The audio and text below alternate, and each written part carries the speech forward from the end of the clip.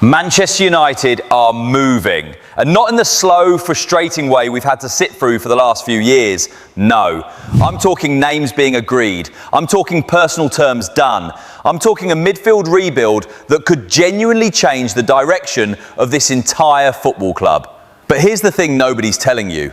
While United are getting their house in order, there are rivals circling, and one of them is trying to snatch a target right from under the Red Devils' nose.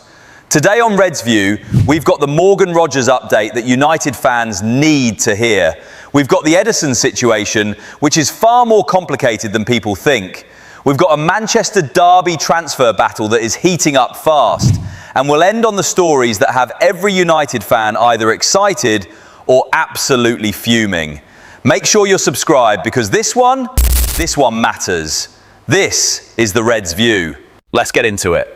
Right, let's start with Morgan Rogers, because this is a story that has been simmering for a while now. And this week, things have started to get genuinely interesting.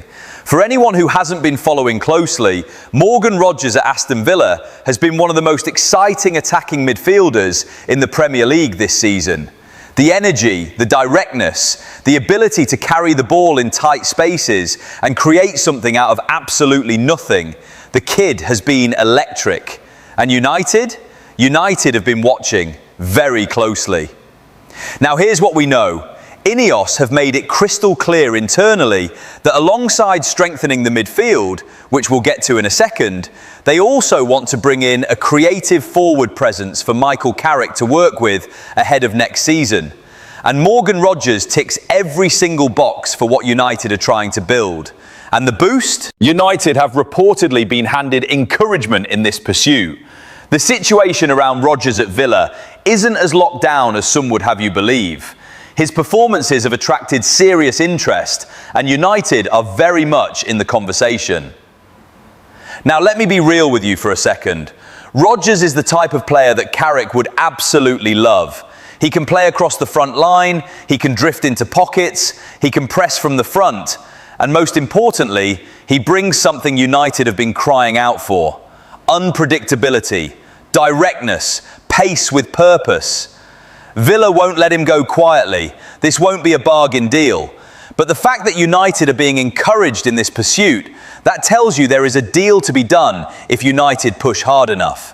And here's what I want you to think about. If United land Ederson in central midfield and bring in Morgan Rogers as an attacking option, suddenly this squad starts to look completely different. Suddenly Carrick has tools, real tools, the kind of tools that make teams dangerous. But is Rogers the priority? Or is there somebody else in that forward department that INEOS have their eye on too? Keep that thought, because we'll come back to the bigger picture at the end of this video. But right now, let's talk about the deal that could define United's entire summer.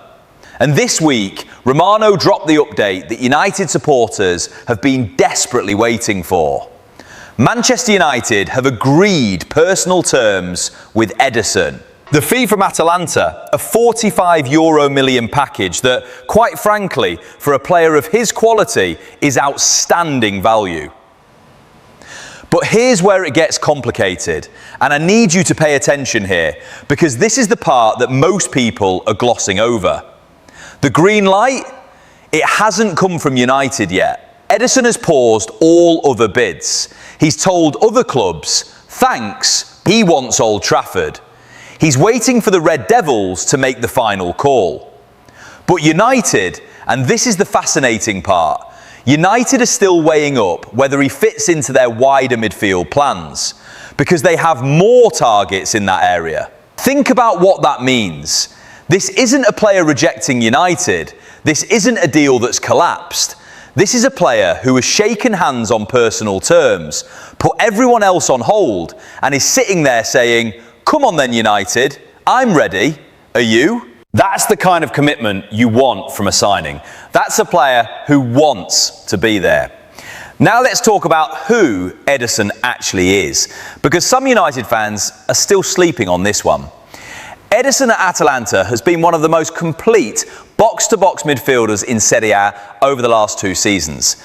We're talking a player who covers ground relentlessly, arrives into the box at the right moments, can pick a pass through the lines, and defends with intensity. Under Gianpiero Gasperini, one of the most tactically demanding managers in European football, Ederson has thrived. That tells you everything about his mentality. For United's system, the implications are enormous. If Carrick wants to build a midfield with energy, athleticism and technical quality, Ederson gives you all three. He doesn't just run, he runs with intelligence. He doesn't just press, he presses with structure. And for €45 million in this market, that is a deal that United simply cannot afford to walk away from. But here's the bigger issue. United still need to press that green button. And every day they wait, there's a risk, even if small, that Ederson's patience runs out. Other clubs are circling. Other clubs want this player. And the longer United hesitate, the more leverage slowly shifts.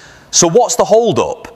Reports suggest United are still scanning the market for additional midfield options. They want to be sure about their full strategy before committing, which honestly is smart business, but it's also a gamble. Because here's the thing, players like Ederson don't come available at this price often, and when one does, you move. United fans, do you want to see this deal get done? Let me know in the comments. Because personally, I think Ederson at Old Trafford is a signing that makes this team genuinely exciting again. But speaking of United and midfield targets, we need to talk about a transfer battle that has just turned into an all-out war. And the enemy is right next door, Manchester City. Of course it is. Right, so here's the situation with Elliot Anderson, and this one has genuinely developed into one of the most fascinating transfer battles of the summer. Anderson at Nottingham Forest has been outstanding. Combative, technical, capable of playing multiple roles in midfield. He's exactly the type of profile that both United and City have identified as a priority. And for a long time, it looked like United were ahead in this race.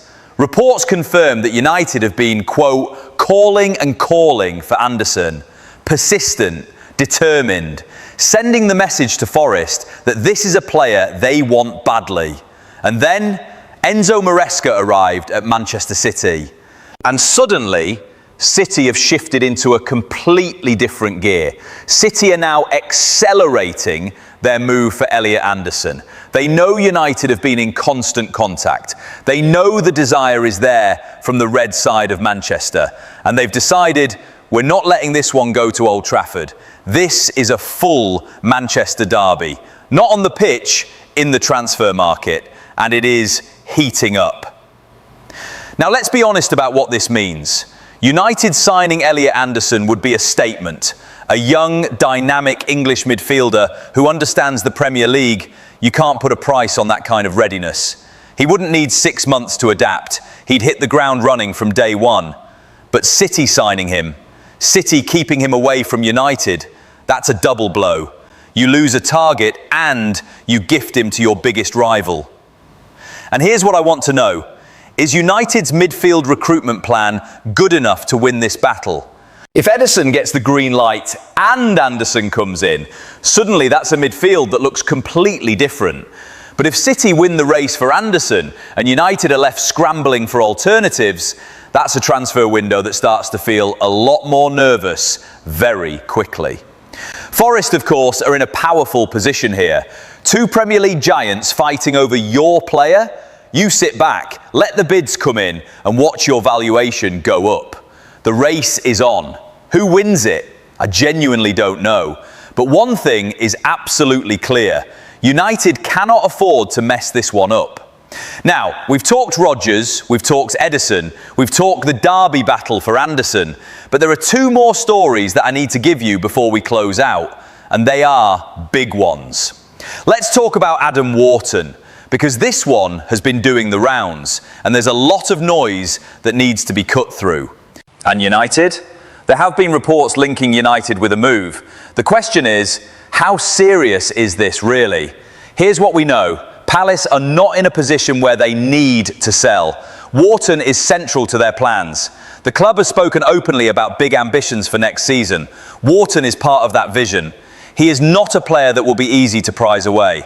But that doesn't mean United won't try, because the profile fits. A deep-lying controller in midfield, someone who lets the more dynamic players ahead of him express themselves, is exactly what a Carrick system needs as its foundation. If United compare a Wharton type with the energy of an Ederson or an Anderson, you start to build something that has balance, something that has structure, something that doesn't just run and press but actually controls games. The truth is, this one is still very early. Palace's stance is firm for now. But transfer windows have a way of changing situations very quickly.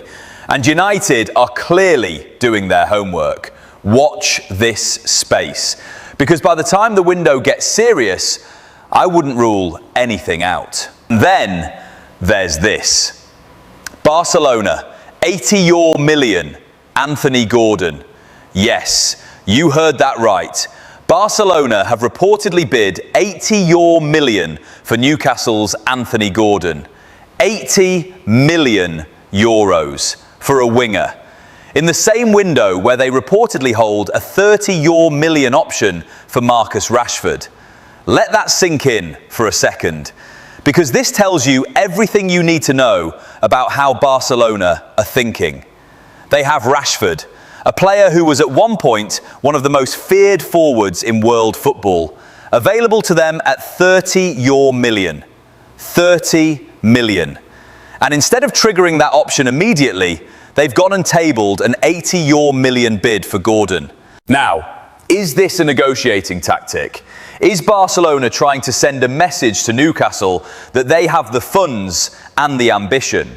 Is this about showing they're serious in the market regardless of the Rashford situation? Or is it a sign that Rashford's time at Barcelona is already coming to an end before it's truly begun? And from a United perspective, because Rashford is still connected to this club in a very real sense, this situation matters. His value, his confidence, his future direction, it all plays a role in how United manage whatever relationship remains there. Look, Rashford went to Barcelona needing a fresh start, needing to rediscover what made him special. And the question now is, does Barcelona investing heavily in Gordon signal that they see him as a long-term piece, while Rashford becomes a short-term experiment? So let's bring this all together. Because when you zoom out and look at everything that's happened this week, there is genuine reason for optimism around Manchester United. Morgan Rogers is a realistic target. Ederson has already said yes and is waiting. Elliot Anderson is being chased hard, even if City are now pushing hard too. Wharton is a name that's firmly on the radar. And the Rashford situation, whatever happens there, is a reminder that football moves fast and standing still is never an option. This is a summer that could genuinely reshape Manchester United. The pieces are there. The ambition from INEOS on the evidence of this week appears real. The question, as always, is execution. Does the club follow through? Does Ederson get his green light? Does United win the race for Anderson? Because if they do, if even 3 or 4 of these pieces fall into place, next season looks very different. Very different indeed. I want to know what you think. Which of these signings would excite you most? Ederson? Rogers? Anderson? Let me know in the comments, and be honest, because I read every single one. And if you haven't subscribed yet, what are you doing? Hit that subscribe button right now. Turn on notifications, because this transfer window is only getting started and we are going to be covering every major United story as it breaks. This is Red's View. Stay red, and I'll see you in the next one.